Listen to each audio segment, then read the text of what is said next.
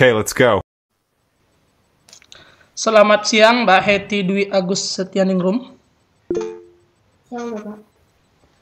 Ya, selamat saya ucapkan sudah berhasil sampai pada tahap ini. Mudah-mudahan Mbak Hetty ini nantinya bisa lolos dan bisa bergabung di PPG Prajabatan tahun ini yang kemudian nantinya memperoleh sertifikat pendidik. Dari sertifikat pendidik itu bisa digunakan nanti untuk membantu pemerataan pendidikan atau meningkatkan kualitas pembelajaran ya secara profesional.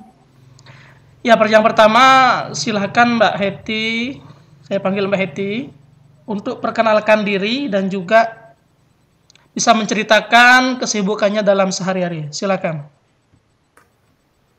Baik, terima kasih Bapak atas kesempatan yang telah diberikan kepada saya. Izinkan saya untuk memperkenalkan diri.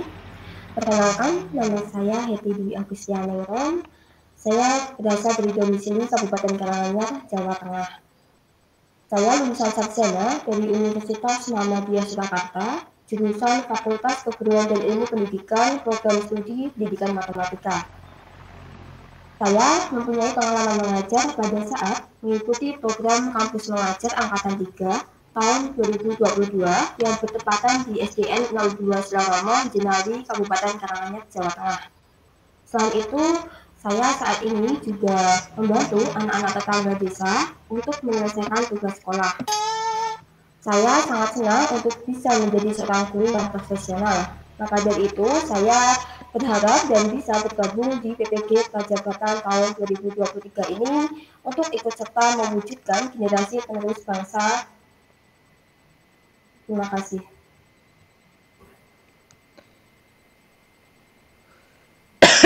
Ya. Yang berikutnya, apa yang memotivasi Mbak Hetty untuk menjadi seorang guru? Apakah ada tantangan atau hambatan? Dan juga apa yang kelebihan Mbak Hetty miliki yang menurut Mbak Hetty sendiri nantinya dapat mendorong peran Mbak Hetty dalam mewujudkan motivasi menjadi guru tersebut? Silakan. Baik Bapak, terima kasih atas pertanyaan yang telah diberikan. Izinkan saya untuk menjawab. Yang memotivasi saya untuk menjadi seorang guru adalah guru merupakan cita-cita saya sejak kecil, sejak dulu di bangku sekolah. Sewaktu saya duduk di bangku sekolah menengah atas atau SMA, saya sudah merasakan begitu senangnya untuk bisa menjadi seorang guru dan bisa mewujudkan cita-cita saya untuk menjadi seorang guru. Maka dari itu, setelah lulus dari sekolah menengah atas, saya melanjutkan ke dunia pendidikan perguruan tinggi, yaitu di Universitas Muhammadiyah Surakarta, dengan mengambil program studi pendidikan matematika. Saya mengambil program studi pendidikan matematika karena sesuai dengan cita-cita saya ingin menjadi seorang guru matematika.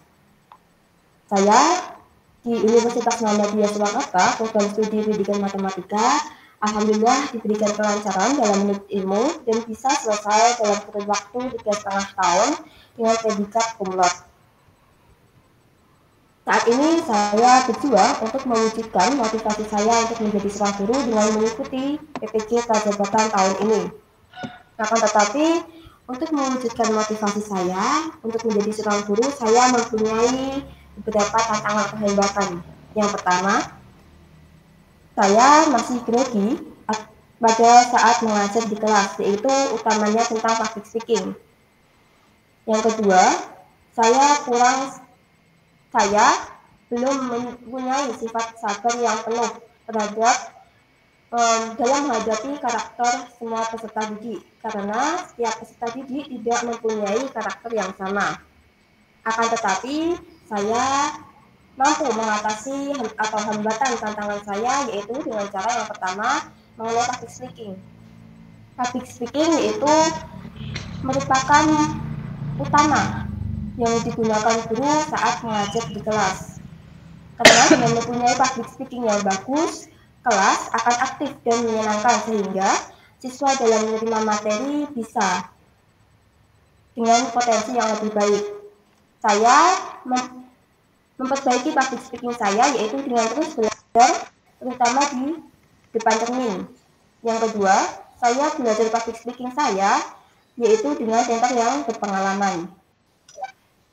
Untuk mengatasi hambatan tantangan saya yang kedua tentang kesabaran, yaitu saya selalu berusaha untuk sabar, yaitu pada saat ada anak-anak tetangga desa untuk belajar bersama dengan saya sudah berusaha untuk selalu sabar dalam menghadapi semua karakter anak-anak yang belajar dengan saya. Terima kasih. Ya, pertanyaan berikutnya, dari kelebihan, tantangan, dan juga keinginan Anda menjadi seorang guru yang telah Anda jelaskan tadi, Mbak Heti, kemudian bisa disampaikan bagaimana hasil yang diperoleh. Baik, terima kasih Bapak atas pertanyaan yang telah diberikan. Izinkan saya untuk menjawab mengenai hasil yang saya peroleh mengenai mewujudkan motivasi saya baik dari adanya hambatan dan saya bisa mengatasi hambatan saya, yaitu yang pertama, saya saat ini sudah mempunyai public speaking yang lebih bagus dari kemarin sebelum saya belajar dengan tutor yang berpengalaman. Yang kedua, saat ini saya sudah dibilang untuk mempunyai sifat yang sabar dalam menghadapi berbagai karakter peserta didik. Hal ini dibuktikan dari saya mengajar dengan anak-anak tetangga desa saya. Terima kasih. Ya, sangat menarik apa yang disampaikan oleh Mbak Heti. Pertanyaan berikutnya, ceritakan pengalaman Mbak Heti ketika perlu mempelajari hal-hal baru, yang dimana dari mempelajari hal-hal baru tersebut dapat mendukung performa Mbak Heti, ataupun untuk meningkatkan performa Mbak Heti. Ceritakan bagaimana situasinya, di mana dilakukan, dan juga tindakan apa yang Mbak Heti lakukan pada saat itu, dan juga hasilnya. Silakan Mbak Heti. Baik Bapak, terima kasih atas pertanyaan yang telah diberikan kepada saya. Izinkan saya untuk menjawab mengenai hal baru yang saya hadapi yang perlu ditingkatkan dan dikembangkan, yaitu saya pada saat mengikuti PLP atau program lapangan persekolahan pada saat semester 4 di Universitas Muhammadiyah Surakarta yang ditempatkan di SMP Muhammadiyah 8 Gebak Kramat, Kabupaten Karanganyar, Jawa Tengah. Dari situ saya menyadari atau mengintrospeksi diri bahwa saya mempunyai kekurangan, yaitu dalam hal mengajar. Hal ini diperkuat karena saya meminta masukan atau nasihat dari teman saya dan dari beberapa guru yang berada di sekolah tersebut. Adanya nasihat dan masukan dari teman dan beberapa guru yang ada di sekolah PLP, hal itu bisa memperkuat saya untuk saya memperbaiki kekurangan saya dalam hal mengajar. Akan tetapi dengan ketepatan adanya momen pendaftaran program Kampus Merdeka, yaitu Kampus Mengajar Angkatan 3 tahun 2022, saya ikut mendaftar dan bisa yakin untuk lolos karena saya ingin meningkatkan kemampuan kekurangan yang ada pada diri saya. Saya mengikuti pendaftaran Kampus Mengajar Angkatan 3 tahun 2022 dengan mengikuti 2 seleksi, yaitu seleksi administrasi dan seleksi substantif. Seleksi administrasi yaitu meliputi tentang kelengkapan biodata diri, surat izin dari orang tua, surat rekomendasi dari perguruan tinggi, surat keterangan sehat dan transkrip nilai, serta surat aktif saat mengikuti perkuliahan. Dan alhamdulillah setelah adanya pengumuman seleksi administrasi, saya dinyatakan lolos dan bisa lanjutkan untuk ke seleksi yang kedua, yaitu seleksi substantif. Seleksi ini dilakukan secara online melalui web Kemdikbudristek, yaitu yang meliputi seleksi tes kebinekaan, tes PCAT, dan tes literasi numerasi. Dan alhamdulillah saya dinyatakan lolos untuk bergabung di Kampus Mengajar Angkatan 3 tahun 2022 yang ditempatkan di SDN 02 Surotomo, Jambi. Dengan hal ini saya bisa mengupgrade kekurangan saya, yaitu tentang mengenai cara mengontrol kelas agar aktif dan menyenangkan bagi siswa. Selanjutnya, cara saya mengidentifikasi area kondisi yang perlu ditingkatkan selama saya mengikuti Kampus Mengajar Angkatan 3 di SDN 02 Surotomo, yaitu saya melihat tentang situasi dan kondisi di lingkungan sekitar, di mana SDN 02 Surotomo tersebut termasuk daerah yang gunungan, sehingga jalannya masih naik turun. Maka dari itu, peserta didik SD 02 Sutomo tidak menjamin untuk berangkat sekolah menggunakan sepeda ontel atau sepeda mini. Karena dengan menggunakan sepeda mini akan bahaya tentang masih mengenai jalan yang naik turun tersebut. Terima kasih. Ya. Kemudian pertanyaan berikutnya untuk Mbak Heti.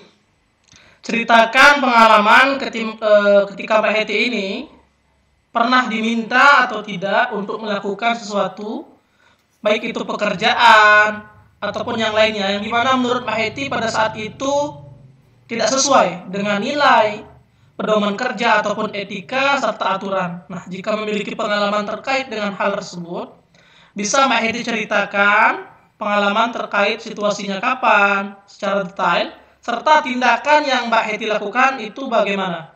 Silakan. Baik Bapak, terima kasih atas pertanyaan yang telah diberikan kepada saya. Izinkan saya untuk menjawab. Saya pada saat mengikuti kampus mengajar di SD 02 Selangor, saya mempunyai pengalaman yang kadang diminta untuk melakukan hal tersebut, di mana hal tersebut termasuk hal yang dilarang dalam norma atau aturan di sekolah, yaitu pada saat siswa mengalami keributan dengan temannya sendiri. Siswa SD belum mempunyai pemikiran yang lebih dewasa. Jadi, jika ada suatu barang yang dipinjam oleh temannya sendiri, kadang yang dipinjam itu tidak membolehkan, dan berakhirlah munculnya keributan. Dengan hal ini, karena adanya keributan, saya dari beberapa guru di SD 02 Soromo memberikan masukan kepada saya agar pada saat mengalami keributan siswa, kadang bisa atau perlu dilakukan untuk melakukan sedikit kekerasan. Yang dibilang kekerasan yaitu untuk melakukan bisa menepuk pantat seorang siswa yang adanya masalah tersebut. Akan tetapi saya tidak melakukan hal tersebut karena ada cara yang lebih baik lagi untuk mengatasi hal tersebut, yaitu dengan memberikan pendekatan yang lebih dan memberikan perhatian yang lebih untuk siswa itu bisa sadar karena yang dilakukan itu tidak benar dan tidak patut dicontoh oleh temannya sendiri. Karena dengan adanya terus perhatian dari guru ke siswa akan meminta maaf sendiri ke temannya, yaitu bahwa hal yang dilakukan tidak boleh dilakukan di lingkungan sekolah maupun di lingkungan rumah. Karena yang dilakukan itu tidak benar dan yang melakukan masih disebut orang yang berpendidikan. Terima kasih. Ya, setelah tindakan yang Anda lakukan, hasilnya bagaimana? Baik, hasil yang diperoleh dari tindakan saya yaitu siswa menjadi sadar mengenai apa yang telah dilakukan itu bukan hal yang baik. Untuk hari selanjutnya ketika ada keributan seperti itu, siswa tidak akan berkelahi kembali dan akan meminta maaf tersendiri tanpa adanya perintah dari seorang guru. Terima kasih. Oke, pertanyaan berikutnya.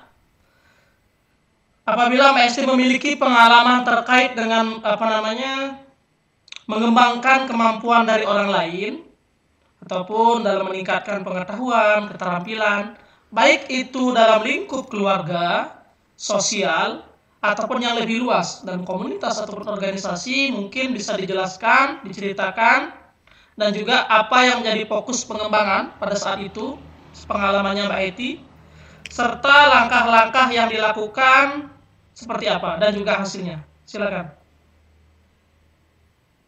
Baik, terima kasih Bapak atas pertanyaan yang telah diberikan kepada saya. Izinkan saya untuk menjawab. Saya pada waktu mengikuti kampus mengajar angkatan 3 yang ditempatkan di SD 02 Sutomo, saya perlu mengembangkan kemampuan peserta didik. Karena pada saat saya mengikuti kampus mengajar tersebut, masih dibilang masih keadaan yang pemulihan pada saat mengenai adanya COVID-19. Dengan hal ini, peserta didik SD 02 Soromo masih mempunyai masih dibilang literasi numerasinya tidak meningkat. Karena pada saat diminta untuk belajar di rumah, siswa tersebut tidak belajar, melainkan bermain dan kurangnya perhatian dari orang tua. Jadi, literasi numerasi peserta didik tersebut dibilang menurun setelah adanya COVID-19 atau COVID-19. Maka dari itu, pada saat saya mengikuti program kampus mengajar di SD 02 Soromo tersebut, saya dan teman-teman saya mahasiswa kampus mengajar mengadakan program literasi numerasi atau pembiasaan pagi sebelum pembelajaran dimulai, yaitu untuk kegiatan literasi dilakukan sebelum pembelajaran dimulai 1 minggu sekali di setiap kelasnya dengan durasi 10-15 menit. Dengan adanya pembiasaan ini, siswa berlatih secara pelan-pelan agar literasinya bisa meningkat dari apa yang sebelumnya dilakukan. Dan maka dari itu, dengan adanya pembiasaan terus-menerus mengenai literasi, siswa akan mempunyai senang untuk terus membaca, baik di sekolah maupun melalui pada saat perjalanan di luar. Adanya tulisan, siswa tersebut bisa mampu untuk membacanya sendiri. Dengan begitu, adanya pembiasaan literasi numerasi tersebut bisa meningkatkan kemampuan literasi numerasi siswa yang awalnya dibilang rendah dan setelah adanya pembiasaan bisa dibilang meningkat walaupun belum 100%. Terima kasih. Oke, pertanyaan berikutnya untuk Mbak Heti Dwi. Ceritakan secara spesifik saat Mbak Heti ini memang dihadapkan dengan beberapa tugas ataupun pekerjaan, namun dalam waktu yang hampir bersamaan. Nah, seperti apakah situasinya pada saat itu? Apa yang Anda lakukan untuk mengatur agar tugas tersebut dapat terlaksana dengan baik, dan juga bagaimana Anda memastikan tugas-tugas tersebut sesuai dengan dikerjakan tepat waktu ya.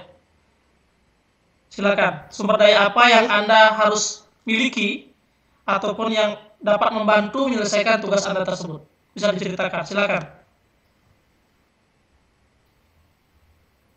Baik Bapak, terima kasih atas pertanyaannya telah diberikan kepada saya. Izinkan saya untuk menjawab. Saya pada saat ada tugas yang bersamaan, baik dari kuliah maupun di luar, yaitu contohnya pada saat saya mengikuti program kampus mengajar di SD 02 Soromo. Saya pada saat mengikuti kampus mengajar tersebut, saya mengikuti kuliah secara online atau daring. Dengan hal ini karena kuliah online atau daring atas izin dari perguruan tinggi, bukan dari saya sendiri untuk minta ke dosen minta kuliah secara daring.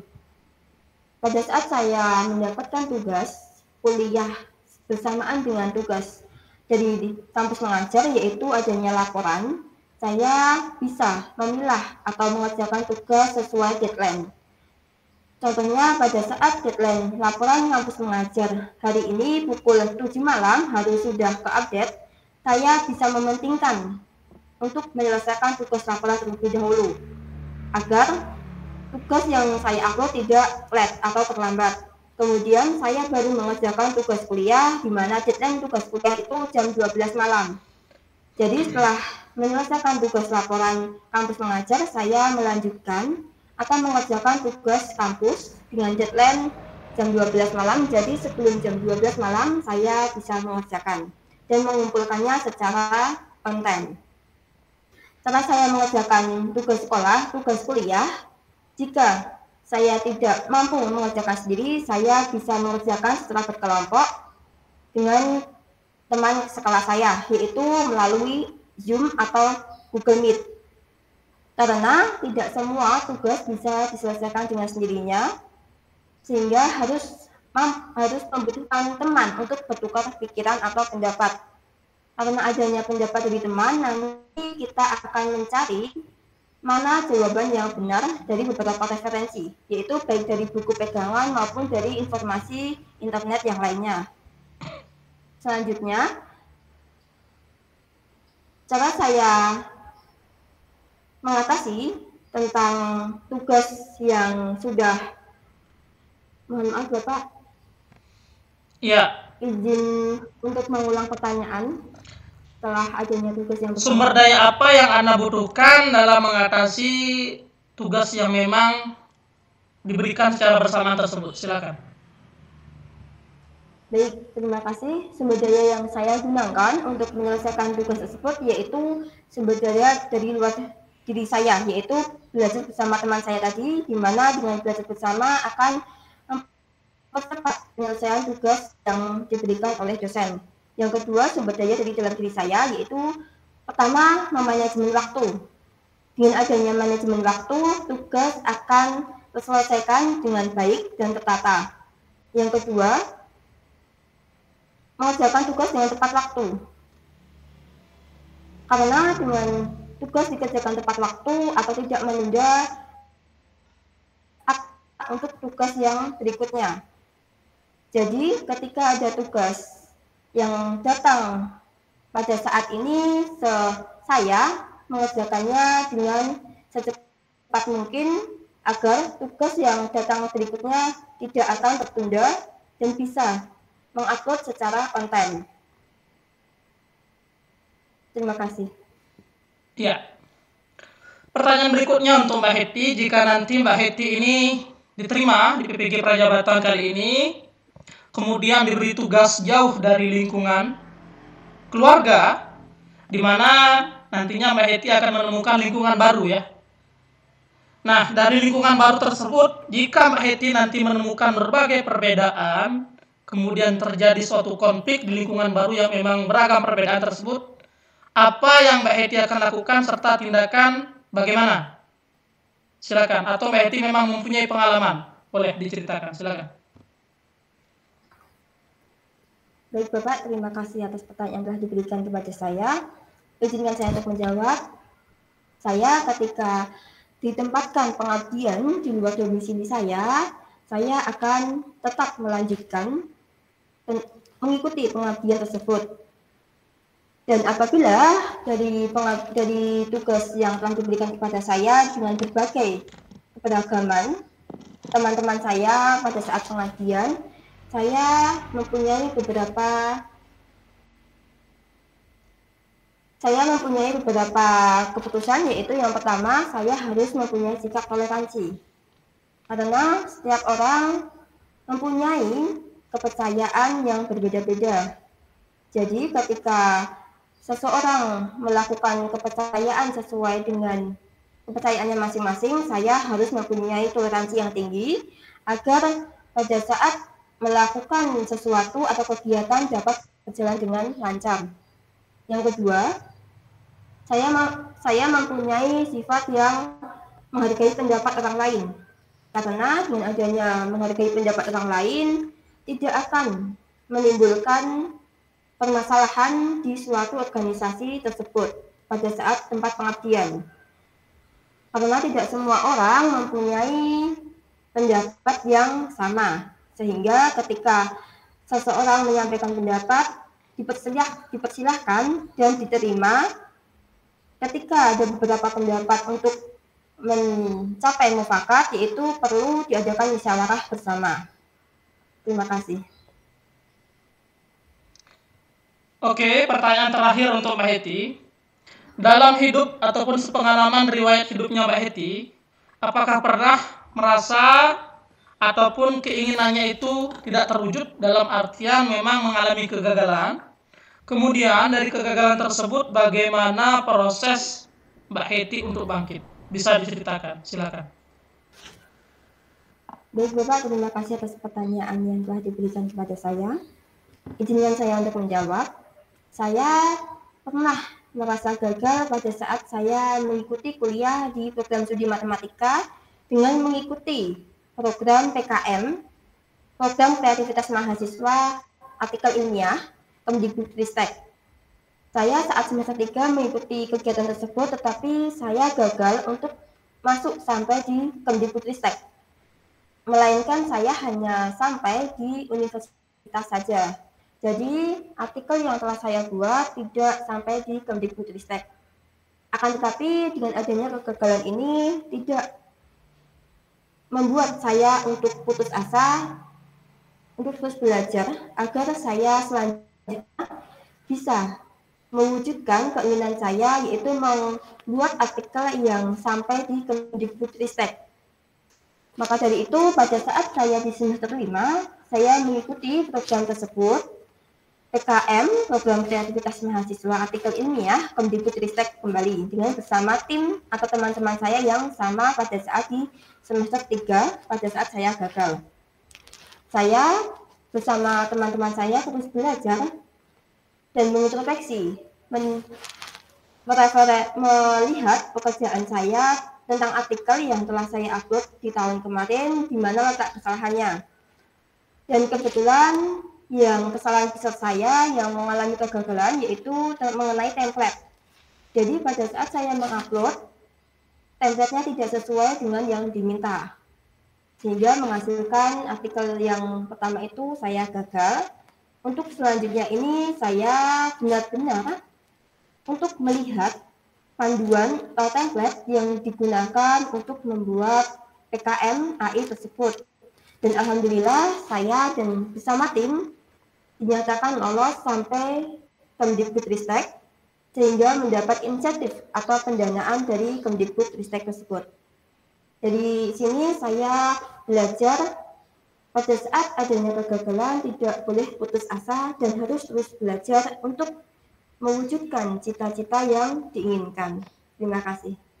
Ya, cukup apa yang saya ingin gali dari Mbak Hetty Dwi. Apabila Mbak Hetty ada ingin yang disampaikan ataupun dalam bentuk pertanyaan, kami persilahkan. Sebelum nantinya Mbak Hetty kami minta untuk dapat menutup sesi wawancara kita pada siang hari ini. Kepada Mbak Hetty Dwi Agus Setianingrum, kami persilahkan. Baik Bapak, terima kasih atas kesempatan yang diberikan saya untuk memberikan pertanyaan. Saya izin bertanya kepada Bapak Ahmad Mulhakim sebagai asesor saya, yaitu apakah yang jawaban yang saya berikan atau apakah jawaban yang saya berikan tadi sudah mencakup dari 10 kompetensi yang ada? Terima kasih. Ya, terkait dengan jawaban yang diberikan dari pengalaman Mbak Hetty, sudah bisa kami catat dan juga sudah bisa kami nilai ya. Terkait rincinya apakah sudah memenuhi 10 kompetensi itu menjadi kerahasiaan kami sebagai asesor dan juga Mbak Hetty peserta wawancara. Ya, apakah ada pertanyaan lagi? Baik, sudah Bapak, sudah. Semoga pada saat saya melakukan wawancara berlangsung, jawaban apa yang telah saya berikan bisa memenuhi dari 10 kompetensi tersebut, dan saya berharap untuk bisa bergabung di PPJ Prajabatan tahun 2023 ini untuk mewujudkan atau untuk mewujudkan motivasi saya untuk menjadi seorang guru yang profesional. Ya. Terima kasih. Oke, selamat siang. Selamat siang.